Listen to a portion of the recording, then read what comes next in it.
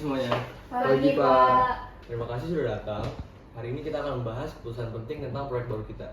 Baik Pak Danar, saya setuju atas keputusan yang Bapak ambil untuk perusahaan ini. Kalau menurut saya, kita perlu memikirkan resiko yang baik untuk perusahaan ini juga Pak.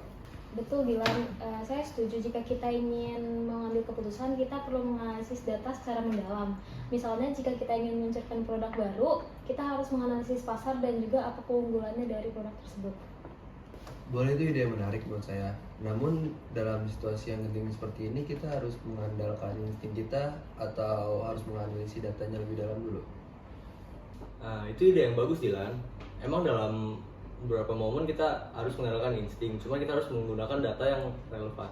Saya sangat setuju dengan pernyataan dari Pak Danar. Bagaimana kita ternyata salah dengan insting kita sendiri. Kalau misal kita keputusan dengan insting kita sendiri, kita bisa menghilangkan kepercayaan dari anggota tim. Saya setuju Fatimah, kepercayaan merupakan hal yang penting dalam pengambilan keputusan, meskipun keputusan yang kita ambil tidak selalu benar.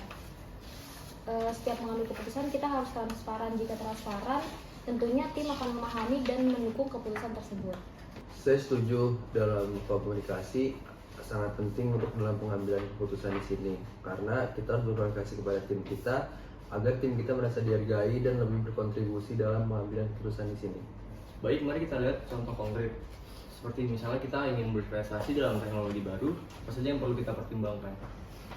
Pertama-tama kita melakukan analisis biaya dulu.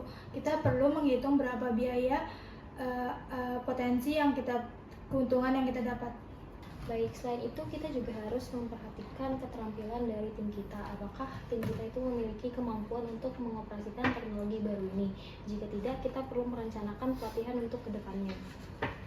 Ya, jangan lupakan juga faktor resikonya, karena dalam mengambil keputusan ini kita harus memperlihatkan resiko kita juga dan harus memitigasi resiko yang kita ambil dari keputusan ini.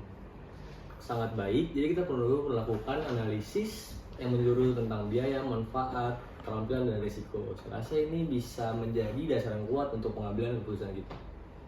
Dan jika kita akhirnya untuk melanjutkan, kita perlu menyusun rencana yang implementasi yang jelas. Siapa yang bertanggung jawab setiap langkah ini?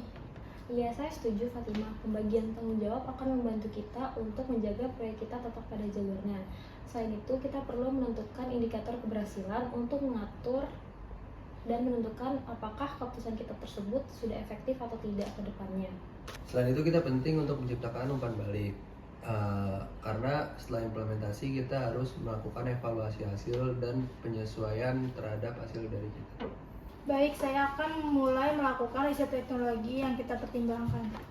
Baik Pak Danar, kalau begitu saya akan mengecek pelatihan apa yang sekiranya nanti akan dibutuhkan oleh tim kita. Saya akan mengumpulkan informasi tentang potensi risikonya dan juga cara kita untuk menghadapi risiko tersebut. Baik Pak, saya sudah melakukan riset dan saya juga menemukan teknologi microservice. Microservice ini merupakan teknologi yang membantu perusahaan kita untuk menjalankan proyek terbaru kita.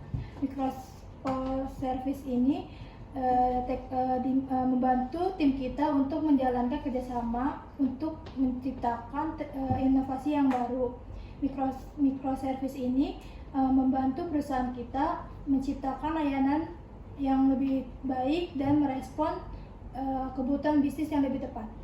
Baik Pak, karena microservice sendiri adalah teknologi berbasis web, maka pelatihan yang kita butuhkan adalah pelatihan terkait pengembangan web dan pelatihan terkait penggunaan software ya Pak Danar. Tapi Pak Danar, dalam sumber yang saya temukan di sini, penggunaan microservice ini perlu dipertimbangkan lagi Pak, karena sistemnya ini tuh lebih rumit. Terus yang saya baca juga dari biaya sendiri itu lebih mahal dari yang produk biasanya. Terus kalau untuk mengatasi cara tersebut sih, kalau menurut saya ya, perusahaan itu harus mendatangkan orang bagian khusus yang mengerti tentang IT sih Pak. Kalau terkait biaya itu perusahaan kita bisa mengurangi biayanya dengan lisensi terkait aplikasi yang dibutuhkan dan pelaksanaan teknologi tersebut Pak. Kalau menurut saya sih seperti itu ya. Baik, kira-kira bisa beri saya contoh mengenai teknologi microservice? Baik Pak Danar, untuk contohnya sendiri itu seperti aplikasi Shopee Pak. Nah, mereka menggunakan teknologi tersebut untuk memecah aplikasinya sendiri. Seperti yang kita ketahui ya Pak, di aplikasi Shopee sendiri itu terbagi menjadi Shopee Food, Shopee Pay, dan yang lain-lainnya itu. Jadi dengan memecah aplikasinya tersebut, itu memudahkan perusahaan mereka untuk menjalankannya. Oke, Pak, ini terkait datanya boleh dilihat dulu Pak. Oh baik, seperti itu ya. Terdengar akan sangat membantu perusahaan kita dalam proyek baru kita. Kalau begitu, kita akan menggunakan teknologi microservice ini untuk proyek kita.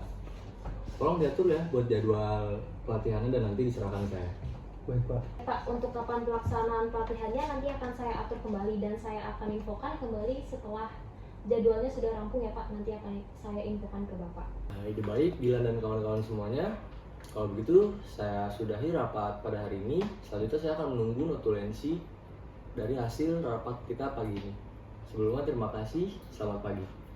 Baik, kalau gitu saya izin pamit terlebih dahulu ya. Baik, Pak.